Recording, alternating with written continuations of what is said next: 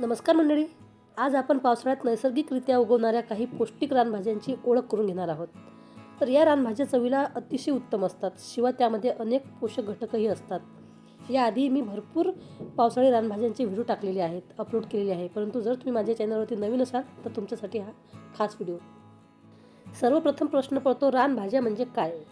तर पावसाळ्यामध्ये नैसर्गिकरित्या उगवणाऱ्या भाज्या, त्याला आपण रानभाज्या म्हणतो. आणि विशेष रासायनिक खताशिवाय ह्या वाढतात. त्याच्यावरती कुठल्याही प्रकारची फवारणी नसते. त्यामध्ये भरपूर प्रमाणात जीवनसत्वे असतात, लोह, कॅल्शियम आणि फायबरने समृद्ध असतात.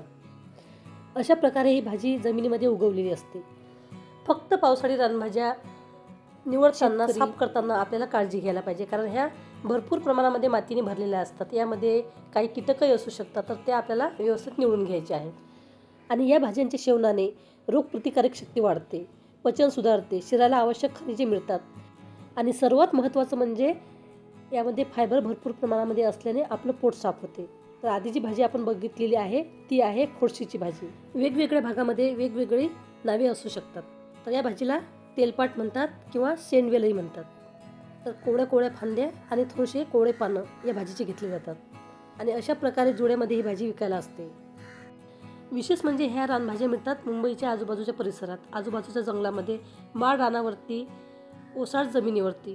तर जर तुम्ही अशा भागामध्ये गेले आणि तुम्हाला अशा प्रकारच्या भाज्या मिळाल्या तर तुम्ही खात्री केल्याशिवाय ह्या भाज्या घेऊ नका. कारण एकसारख्या भाज्या बऱ्याच असतात, त्यांची पाने सारखी असतात, मिळती जुळती असतात. म्हणून तुम्ही त्याची ओळख, त्याची खात्री करून घेतल्याशिवाय ह्या भाज्या आणायच्या नाही आणि करायच्या नाही.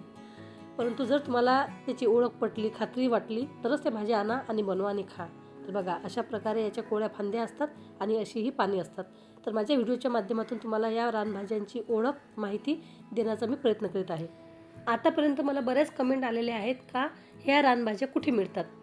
तर मला माहीत असलेली ठिकाणे म्हणजे कल्याण स्टेशनजवळ, तसेच बदलापूर, अंबरनाथ आणि मुरबाडला जाणाऱ्या पूर्ण रोडवर, पूर्ण जी गावे लागतात त्या गावाजवळ अशा प्रकारच्या पावसाळी रानभाज्या घेऊन विकायला बसलेल्या असतात. तर तुम्ही त्यांच्याकडून ह्या रानभाज्या विकत घेऊ शकता. तसेच याची माहिती आणि रेसिपी कशी बनवायची त्याही ह्या महिला थोडक्यात आपल्याला सांगतात.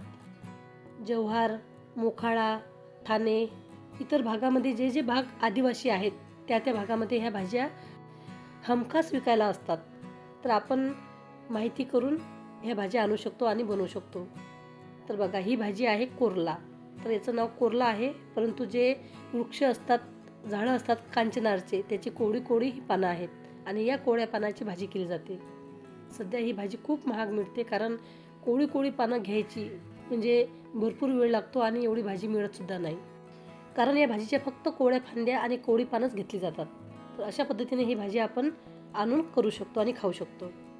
अशा प्रकारचे व्हिडिओ बरेच आता मी यापुढे अपलोड करणार आहे, कारण आता पावसाळा सीझन आहे आणि अशा प्रकारच्या कित्येक पावसाळी रानभाज्या विकायला येणार आहेत. तसेच जंगलात जाऊनही आम्ही त्याची ओळख, माहिती करून देणार आहे. तर जर तुम्ही रानभाज्यांचे शौकीन असाल तर माझे व्हिडिओ अवश्य बघा.